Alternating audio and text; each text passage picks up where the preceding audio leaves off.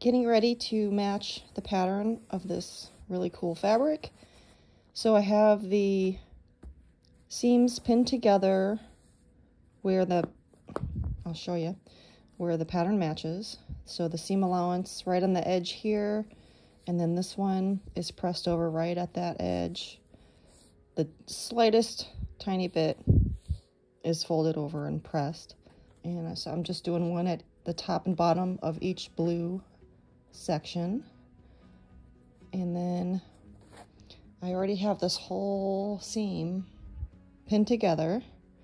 And so I'm just going to carefully peel this back enough to get my left hand underneath.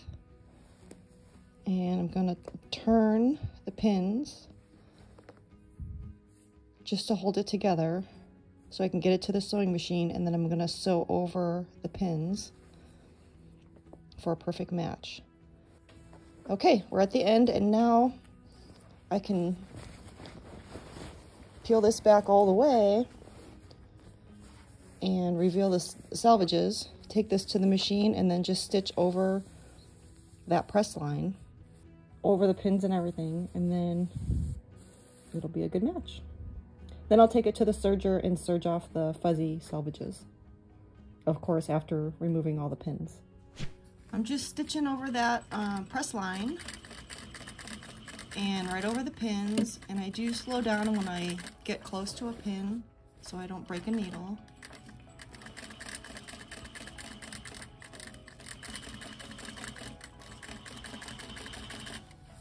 And I'm doing a little bit of taut sewing just to keep any loose fabric in place.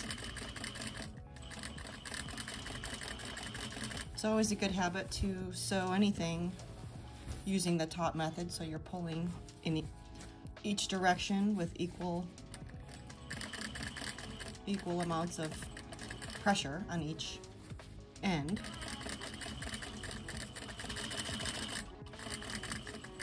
And then after I get through the whole length of this seam, I will take out the pins and then serge it. Okay, so I just stitched over the seam, over all the pins where that press line is. So that's my seam right there. And I took out all the pins, so now we can take a look and see how we did. And I'm very happy. Looks like a great match all the way through. And it's gonna be even better once I press it. Doesn't need much of a press, but just a quick hit with the seam and it will lay nice and flat. And that will be after I serge off these fuzzies off the selvage. But this is really awesome. So now this is a 4-width panel, and there's a pair. So there's 8 widths total, and this is the first 2 that I put together. So I have 2 more to put together with this batch, and then another set of 4 widths. And then once I get them all matched like this, then I'll take them all to the serger and then press the seams and then put the bottom hem in.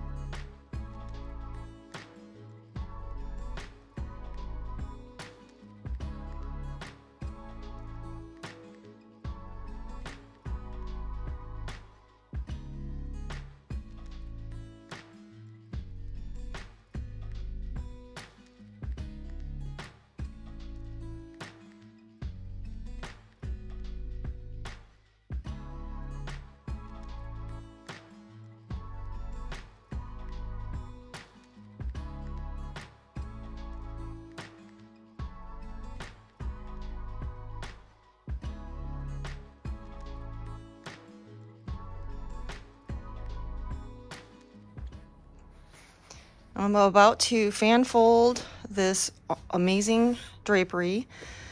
And because it has this really cool, I kind of see little blue flames in this pattern. So I'm going to call them blue flames.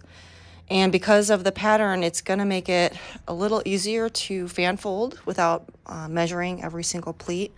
I'm still going to be measuring a little bit, but I'm going to have some other tools to help me wrangle this large panel. It's 4 widths in black outlined, and it's pretty long, 117 3/4 long, and it's all finished. Side hems are done, corners are stitched, pleats are marked at the top in the header, corners are stitched at the top, and I'm going to use some clothespins to help control these folds too, because this fabric gets really tall and eventually the clamps don't fit anymore around the stack, but it's going to help us get started. So the first step to get your fan folding going is to find the first pleat. You want to take the first 2 pins that indicate a pleat and match them up, and then measure from that fold to the edge of the overlap right there. And that is 7 inches. And then you'll lay it on the table with those 2 pins lined up right there. And then I'm going to take that clamp, and this is like having another person here. If you're doing this by yourself, find a clamp. They make bigger ones that I need to go purchase, but for now this is going to get me going. But if you have 2 people, the one person would stay at the top and they would hold this down, and the second person would be at the bottom and they would find that same 7 inches down at the bottom. So from here to there is 7 inches, and I just put my thumb there, and then I can grab it, pinch it, turn it, and fold it over. And then if this was a solid, I could measure that 7 inches to make sure I have the right amount, and I can feel where the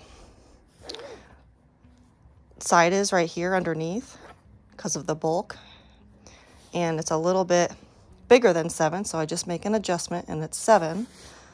But because this is a pattern, I don't really have to do that by measuring. I can just look at the pattern. So I like to come back to the top for reference and see which flame I'm looking at. So I'm going to look for this one. There it is again, and there it is again, and again, and again. And after a while, you get used to finding certain patterns. For me anyway, I like to see how fast I can find the pattern. It's kind of a game, kind of makes it fun. So you see this one keeps coming up almost every other flame, and then you just make your adjustments. So that's something with every fold. You want to make sure that the lining follows and comes all the way into that fold. And that's something that by clamping it at each end, that helps the lining come with it.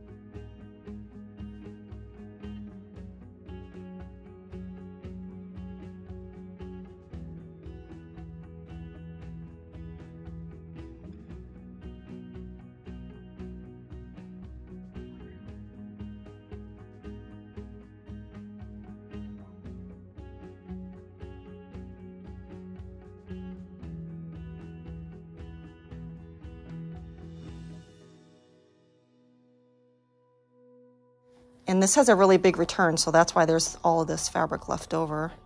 and I'm going to flip it like this to tie it up.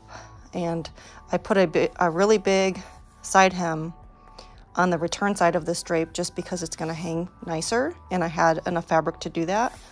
Normally I wouldn't have enough fabric to do that, but there was just enough left over to do a nice big side hem. The return is 7.5 inches, so that's why I did that. So here's the last pleat. Okay, and then because this return is so big, if I left it like this and wrapped it up, it would get a lot of creases in it. So I'm going to just fold it back like this. And that way it'll train flatter.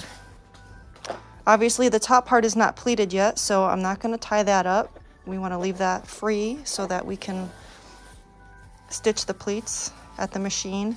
And even one at this point right here is going to be in the way of sewing the pleats, so I'll end up taking this one out once I get ready to pleat it, but I want to put one there just to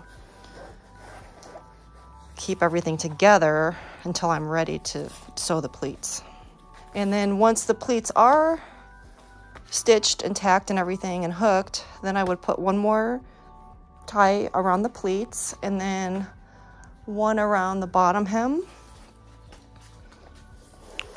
just to help get that nice and tight. So the one around the hem, I do like that one a little tighter than around the body, and that really helps train all of those pleats at the hemline. Hi everyone, I just fan folded this panel right here and kind of went through the steps of how I do my fan folding, especially by myself. Sometimes it's a little challenging, but I have a lot of cool tips and tricks, including what kind of tools to help make it easier and what to look for to make sure that each fold is stacking up just right, and so that when it's hanging on install day, each fold is the same from the top all the way to the bottom, and that your drapery is going to hang squarely and get trained properly while it's waiting for install day. So this is what the drapery looks like when it's all fan folded, and I do that before I stitch the pinch pleats, so all the pins end up stacked up like that, real nice. And then I'll take it to the machine and take out this first tie, and then I'll stitch the pleats and then tack them and then put the hooks in them, and then it's all done after that. So this is a very important step in the process of drapery making, in my opinion, because your drape is going to hang just like it is laying right here, nice and even and orderly. So if you are interested in how this goes, then keep watching, and let me know if you have any questions in the comments, and if the video is helpful, give it a like. And if you want to watch more videos like this, you can subscribe to the channel. It's totally free on YouTube. And if you want to watch more content on my other platform called Patreon, you can get extra tips and tricks. Thank you to my newest patrons. I'm so excited to have y'all, and they are enjoying some extra videos and exclusive content over there. Thank you so much for watching.